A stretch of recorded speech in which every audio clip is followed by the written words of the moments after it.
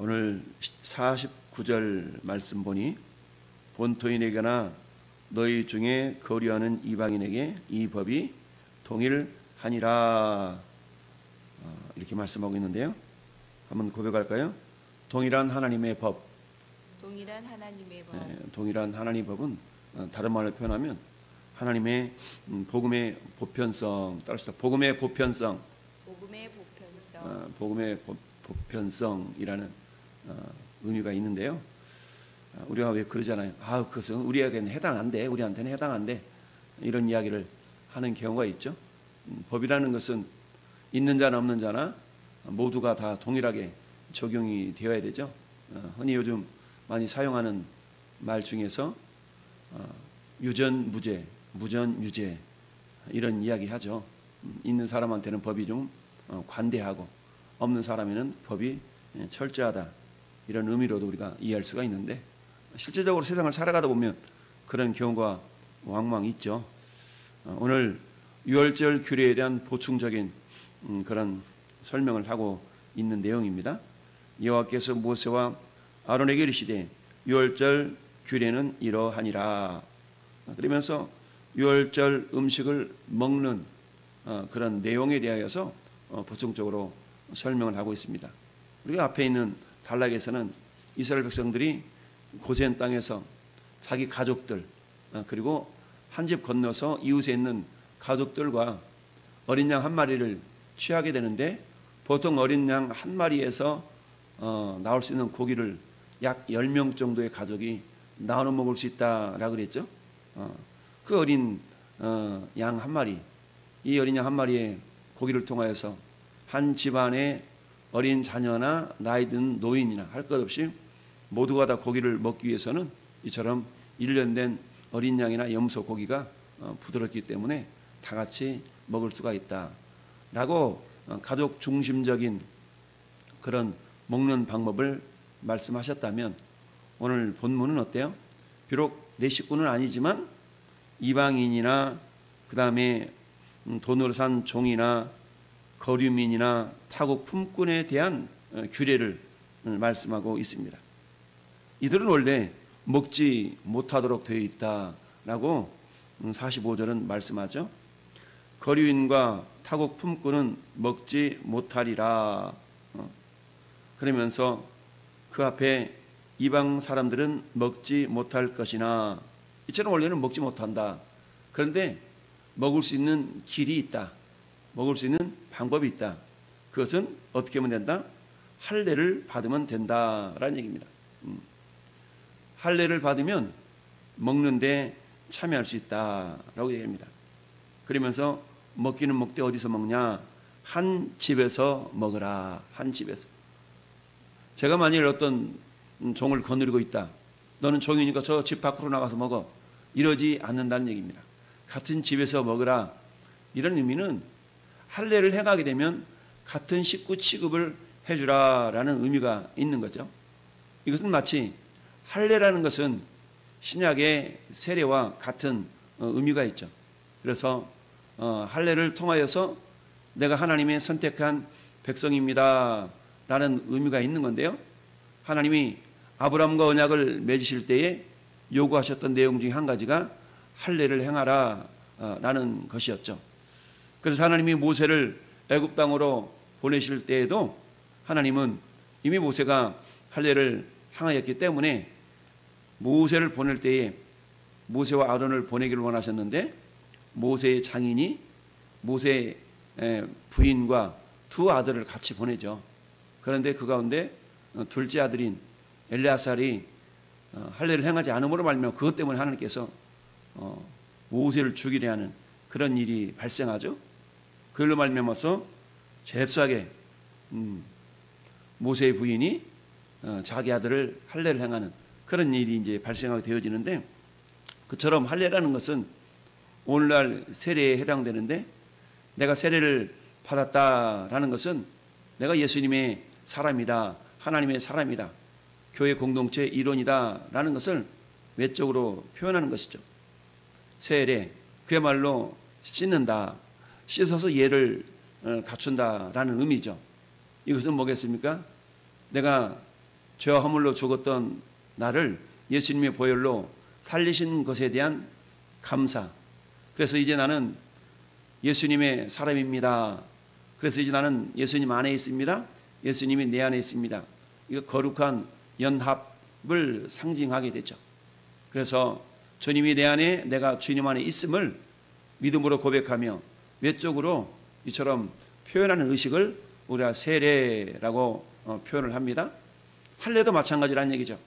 비록 이 사람이 이방인이었고 이 사람이 거류민이었고 이 사람이 돈을 주고 산 종이라 할지라도 이 사람이 유월절에 참여할 수 있는 조건은 할례를 행해야 된다. 만약 이 사람이 저는 할례 싫어요 이런다 그러면 이 사람은 그래 알았어. 그럼 너는 유월절에 참여할 수가 없어. 왜요? 유월절 음식을 먹어야만이 그들이 구원받았다라는 그런 증거가 되고 구원에 참여한 자임을 나타낼 수가 있기 때문이죠. 그러니까 어때요? 싫어 나도 비록 이방이지만 나도 구원받은 백성이 될래 라고 할 때는 할례를 행하게 되었던 것이죠. 그런데 48절 49절 보니까 너희와 함께 거류하는 타국인이 여호와의 유월절을 지키고자 하거든 그 모든 남자는 할례를 받은 후에야 가까이하여 지킬지니 곧 그는 본토인과 같이 될 것이라. 그는 본토인과 같이 된다라는 말은 우리가 남이가 이를테면 이러면서 같은 식구 취급을 해준다라는 얘기죠. 여러분 앞에 우리가 몇 절입니까? 38절에 보면 약 200만 명에서 250만 명의 그 많은 군대가 애굽에서 나오게 되는데요. 그 이집트에서 나올 때에 수많은 잡족들도 같이 나왔다라고 그랬어요. 수많은 잡족들. 그러면 이 수많은 잡족들은 어떤 잡족들이라고 그랬어요? 이스라엘 백성들이 유월절 절기에 양의 피를 발라 그들이 그 안에서 이렇게 머물고 있는 모습을 보면서 어쩌면 자기들도 이렇게 따라했던 그런 말미암아 재앙과 저주가 임하지 않은 그런 집안 사람들, 그런 가족들이라고 말할 수가 있는데요. 그러다 보니까 이들 수많은 잡족들 가운데는 뭐가 있어요? 이방인들도 있었겠고 그 다음에 거류민도 있었겠고 타국 품꾼도 있을 수가 있었다라는 얘기죠. 근데 하나님은 200만 명에서 250만 명이 되는 그런 애굽에서 나온 이집트에서 나온 그 많은 사람들도 하나님은 이스라엘 공동체로 허락해 주게 됩니다. 그러면서 너희들은 거류민이니까 너희들은 이방이니까 저리가 아니라 그들도 같이 출애굽 대열에 동참함으로 말미암아서 이스라엘 공동체 일원으로 그들을 이렇게 받아들여지게 됩니다. 이것은 오늘날 빈부귀천을 막론하고 피부 색깔이 어떠하든 그것은 묻지 아니하고 오직 예수 그리스도를 구주로 믿고 죄사함을 받는 모든 사람들을 하나님은 교회 공동체로 인정해 주는 것과 마찬가지의 원리죠. 그래서 교회라는 것은 뭐라고 그랬습니까? 예수님이 머리가 되시고 예수 그리스도를 구주로 믿고 섬기는 모든 사람들의 모임이 교회다라고 말씀을 드렸죠. 그래서 이 땅에 하나님이 이 땅에 사람의 모습을 입고 오신 예수 그리스도, 그분이 나의 죄를 속하시고 나의 구주가 되신다라는 이런 믿음의 고백을 가지고 있는 모든 사람들은 결국 하나님의 자녀가 되는 하나님의 자녀의 언약 백성이 될 수 있다라는 이 의식이 결국은 할례 의식이고 세례 의식이다라는 이야기입니다. 그래서 오늘 저나 여러분들도 역시 마찬가지죠. 우리는 원래 혈통적으로 말하면 전혀 이스라엘이 될 수가 없죠. 그런데 우리는 어때요? 하나님의 언약, 약속에 의하여서 우리가 하나님의 자녀가 된 것이죠.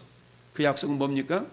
요한복음 1장 10여 절에 의하면 영접하는 자 곧 그 이름을 믿는 자들에게는 하나님의 자녀가 되는 권세를 주셨으니 라고 그랬죠. 야, 너희 가운데 10살 이상 된 사람만 영접해야 하나님의 자녀가 되는 권세가 주어져? 아니, 너희 가운데 여자만 예수님을 영접해야 하나님의 자녀가 되는 권세가 주어져? 이러지 않냐고. 영접하는 자, 모든 사람에게 열려져 있다. 다시 말하면 이것은 동일하게 그 법이 적용이 된다. 그래서 이것을 복음의 보편성이다라고 한다고 그랬죠.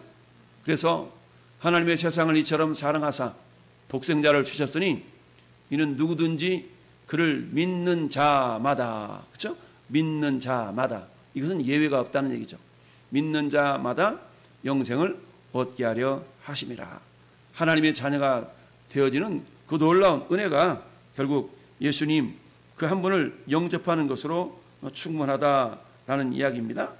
로마서 10장 9절에도 내가 만일 내 입으로 예수를 주로 시인하며 또 하나님께서 그를 죽은 자 가운데서 살리신 것을 내 마음에 믿으면 구원을 받으리라. 사람이 마음으로 믿어 의에 이르고 입으로 시인하여 구원에 이른다라고 말씀하고 있습니다. 그렇습니다. 이제 우리는 육체의 할례를 받은 자들이 아니라 마음의 할례를 받은 자들이 되었죠. 사도 바울이 골로새 교회를 향해서 그렇게 말씀하고 있어요. 골로새서 2장 11절에 그 안에서 너희가 손으로 하지 아니한 할례를 받았으니 곧 육의 몸을 벗는 것이요 그리스도의 할례라. 이건 세례를 말하고 있는 것입니다.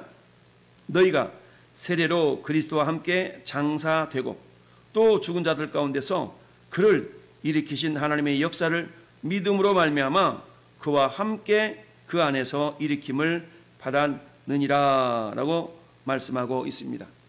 저는 여러분들은 예수 그리스도와 함께 죽고 예수님과 함께 다시 살아난 그런 자들이 되었다라는 얘기죠. 이것은 그 어떤 사람들에게도 오직 예수님을 믿는 그 믿음을 가진 자들에게는 동일하게 적용하는 이 법이 동일하니라. 동일한 법에 의해서 그렇게 되어진다라는 얘기죠. 그러면서 50절 말씀에 온 이스라엘 자손이 이와 같이 행하되 여호와께서 모세와 아론에게 명령하신 대로 행하였다라는 얘기입니다. 명령하신 대로. 그것은 뭡니까? 모세와 아론의 어떤 지도자를 세우신 그 하나님의 명령을 준행하는 것과 동일한 것이죠. 즉 모세와 아론의 명령을 받는 것은 하나님의 명령을 받는 것 같다. 하나님이 세우신 모세와 아론의 어떤 권위를 이스라엘 백성들이 철저하게 그대로 순종했다라는 의미죠. 이것은 오늘날도 동일하게 적용이 되죠. 고린도후서 5장 20절 말씀에 그러므로 우리가 그리스도를 대신하여 사신이 되어 하나님이 우리를 통하여 너희를 권면하신 것 같이 그리스도를 대신하여 간청하노니 너희는 하나님과 화목하라. 사도 바울은 뭐라고 얘기합니까? 자기와 함께 동역하는 동역자들이 골로새 교회를 향하여 다른 교회들을 향해서 말하고 있는 그 말은 하나님을 대신하여 말하고 있는 것이다. 예수님을 대신하여 권면하고 있는 것이다. 그러니까 뭐 하라는 거예요? 그 권면을 받아들이라라는 이야기죠. 오늘날도 마찬가지입니다. 교회에 주의종으로 세운 목회자들의 가르침을 성도들이 받지 않는다면 결코 그것은 유익이 없다라고 우리가 히브리서 13장 17절에도 말씀하고 있죠. 그래서 하나님이 교회 공동체를 통해서 가정을 통하여 국가를 통하여서 세우신 이 조직의 원리 중에 한 가지가 질서라는 것이라고 그랬죠. 그래서 마귀가 천사장이 마귀가 되는 것은 그 질서를 깨므로 말미암아서 마귀가 되었다라고 말씀드렸어요. 교회 공동체나 가정이나 국가나 마찬가지죠. 질서가 무너지면 그 공동체는 어려움에 처할 수밖에 없다. 그런데 이스라엘 공동체도 하나님 세우신 모세와 아론을 통하여서 하나님 유월절 절기를 제정하시고 그 절기를 이렇게 행하라 말씀하셨을 때에 오늘 50절 말씀처럼 명령하신 대로 행했다. 그래서 오늘 하나님의 말씀대로 행하는 그런 믿음의 사람, 철저하게 하나님의 질서를 겸손하게 순종하는 자들에게 하나님 놀라운 구원의 역사를 경험할 수 있다라는 사실입니다.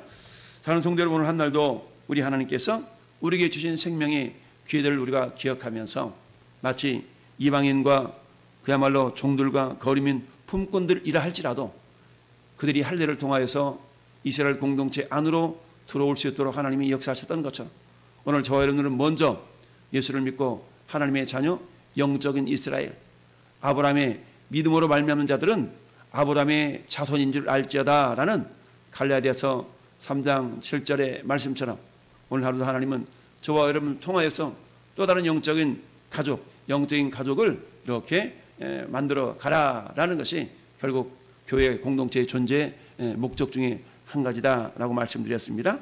오늘 한날도 우리를 통해서 예수 그리스도의 향기가 잘 흘러감으로 말미암아서 그들도 세례받고 하나님의 자녀가 되는 놀라운 구원의 통로들로 저와 여러분들이 쓰임받기를 예수님의 이름으로 축원을 드립니다. 아멘.